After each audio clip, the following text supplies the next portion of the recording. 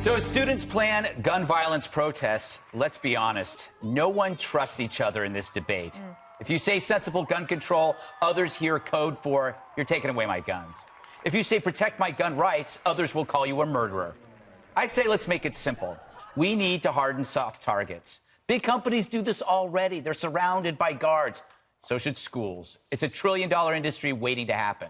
Bring back psychiatric hospitals. Right now, they house less than 1/10 of the people they did 60 years ago. A Florida agency looked at this latest creep in 2016, but they let him go. Do you want to bet it was based on space? That he wasn't worth a bed? We also must slash the media footprint of killers and reduce the appeal for infamy. Creeps obsess over the fame of previous creeps. It's their drug. Let's take away that drug. We need to think offensively. Instead of asking, how do we rig the system to stop perps from getting guns? Ask, how do we tag the perps and keep them from getting guns? We want to get the bad eggs, not the law-abiding ones. You see the difference? Florida was preventable. The fiend was all red flags. Perfect for a database of nuts and perps who shouldn't get guns. This guy had no violent felonies, so a civil tag is what could have nailed him. Based on testimony from cops, students, school officials, a judge could then issue a civil court order. Rather than defensively cast a wide net that catches tons of fish we don't want, you tag the right people who are placed into one single database along with violent felons. If you're in it, no gun. And you violate the database, that's mandatory prison time. So this isn't just see something, say something. It's actually do something. So by all means, protest. But it won't do much when you're targeting the haystack while letting the needles slip through. You know, we learned about the FBI screw-up, Kimberly. Yeah. And now about this Florida mental health agency that had examined this guy in 2016, but they didn't hospitalize him. The article I read didn't say why, but I'm assuming if there was room for him, why not hold him for 72 hours? They didn't even do that.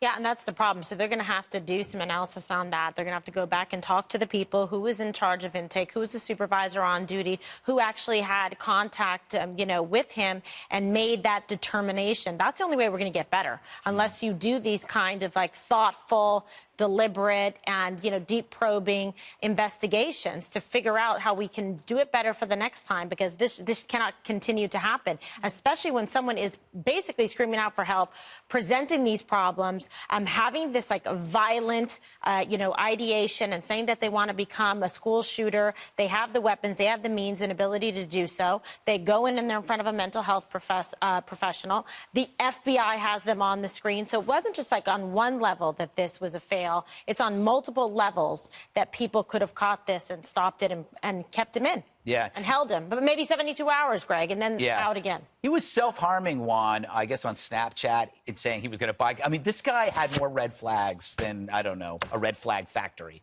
Right. And we talk about, we look at Vegas. I don't know how we could have prevented that. That guy capitalized on obscurity. No one knew. But here, this is a guy basically telling you what he's going to do, and nobody listened. Well, the question is whether or not you take him seriously and, of course, his civil liberties, because what we know is going back to the 80s and Reagan, even earlier, right? Well, that was the point, that they deinstitutionalized people, and they said, you know what, folks have a right to not have their freedoms taken away because you deem them to be somehow mentally incompetent. We're not sure who you're picking on, who you're not picking on, et cetera. But I couldn't agree with you more. I think that's a danger, an increasing danger to the society when you have so many. It's not only people who are, of a murderous instinct, but I think that we have high rates of people who, for example, veterans who have, traumatic syndrome as homeless people. And I see more homeless people all over the country, to me, than ever. And I think that's a lot of mental illness. I will say I think it's great that the young people are willing to march in Washington. I think that hopefully it will change the tenor of the debate, because maybe if young people are saying you've got to do something, it will appeal to people who, as you point out, are just locked into, oh, you're going to take my guns, or you're going to... People say, wait, you know what?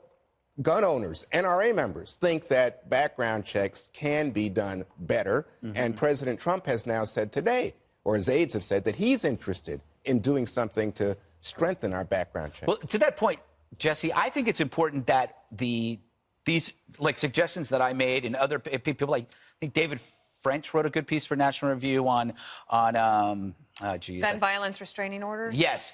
That it comes from the conservative libertarian side, because nobody trusts it coming from the other side, because everybody's we hear the dog whistle that they're coming to take the guns away, right? It's true. It's like a pre-9/11 mindset when it comes to school shootings.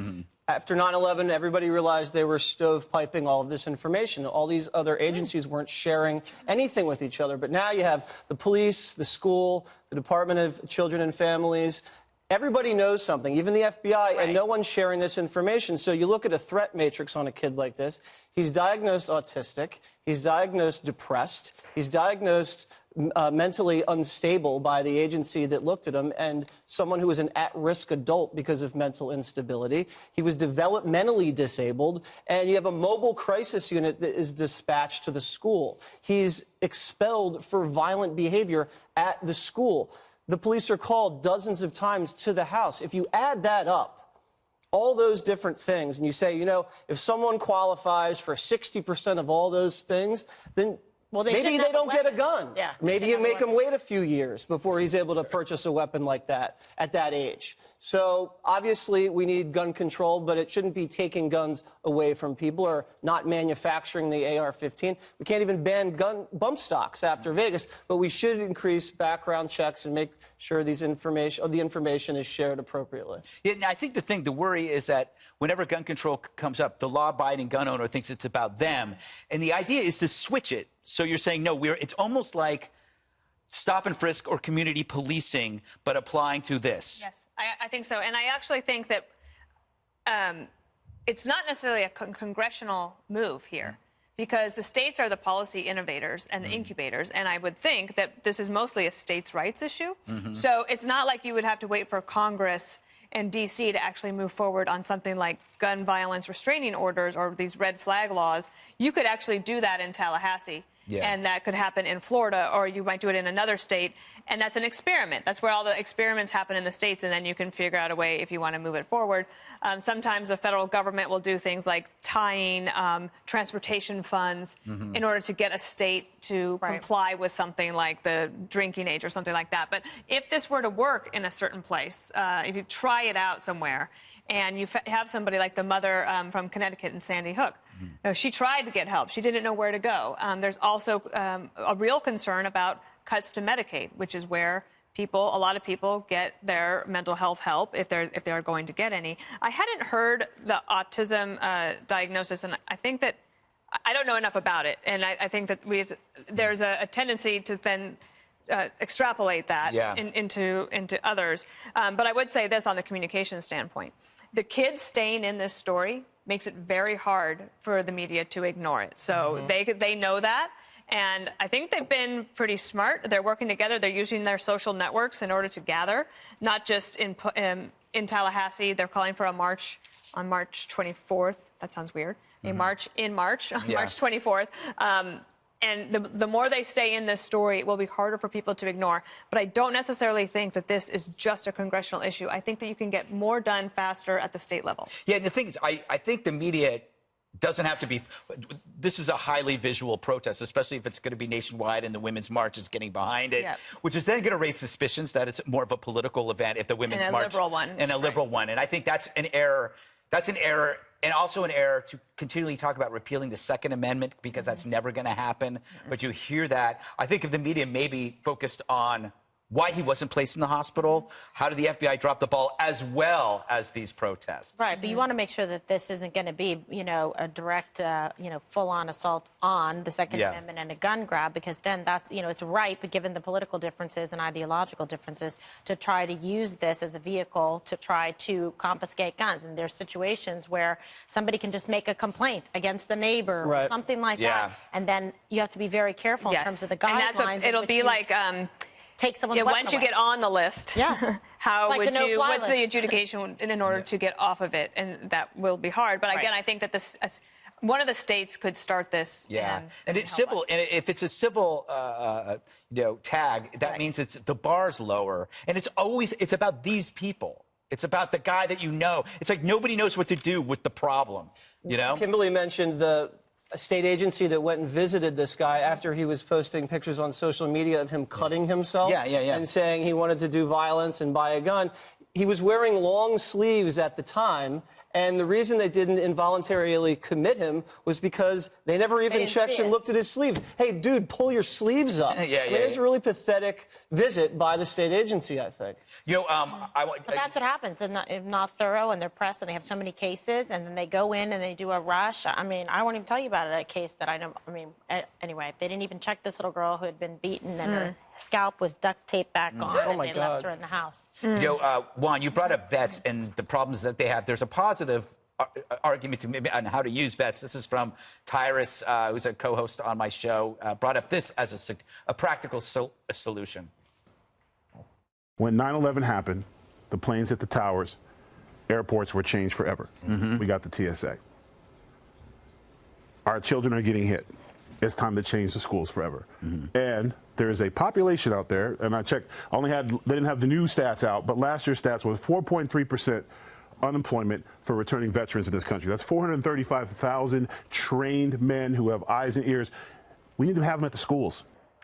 Is that a good, I mean... I like it. I think it's a great idea. What do you think, Juan? Well, I know the criticism is that if you police the schools so intensely, then everything that a young person does becomes a criminal act rather than a teenager acting out, because all of a sudden there's a cop there and now there's a criminal record.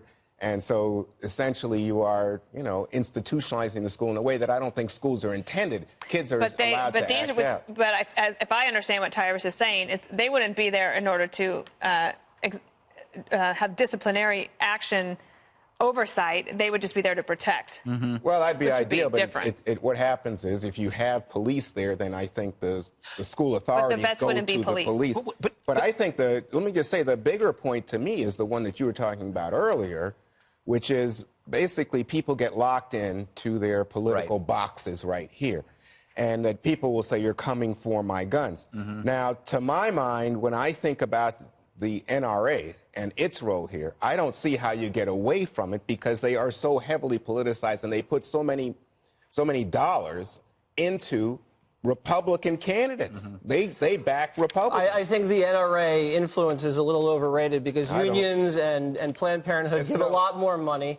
But if any president could do something on this issue, I think Donald Trump could. He's here's the thing very supportive of the Second Amendment, and if he wants to give a little on background checks, I think the country would be open to it. Yeah, absolutely. The question is, would his right wing be open to it? Would the NRA be open to it? Because I think that so many, in the case of gun owners, are single-issue voters, and that's the only issue. They see the whole world through that prism and are easily threatened. And I think that if Trump, if others, if the NRA was finally to say, listen, here is a reasonable step that we can get behind, it would make a huge difference. Because remember, we didn't get bump stocks.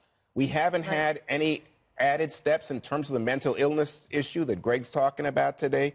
Medicare, as Dana was talking about, less opportunities for coverage for mental health issues. To me, this is right staring us in the face. We don't have to wonder about it. Yeah, it's just that we haven't really had good practical solutions from the loudest voices. When you even look at what the ACLU came out against the Obama bill because of it was a defensive move. It was casting a wide net on people who can't fill out their Social Security benefits because of a disability. This crowd is not the type of crowd that shoots up schools. So anyway, President